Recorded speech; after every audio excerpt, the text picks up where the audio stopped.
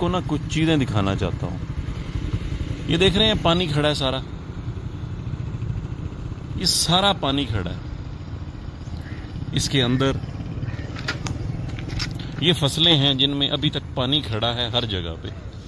ये गन्ने की फसल है, इसके अंदर टोटल पानी खड़ा है हर जगह। ये खत्म हो चुका है।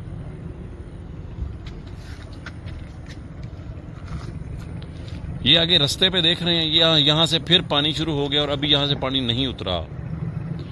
और ये देखें इसमें किस तरह का पानी खड़ा है इस टाइम, ये देख रहे हैं आप। ये खुद देखें कि किस तरह की काई लगी हुई है और कैसा पानी खड़ा है और इसके साथ क्या हो चुका है फसल के साथ। फिर ये देखें, ये खाले जिनसे हम पानी देते हैं, इनमें पानी चल रहा है।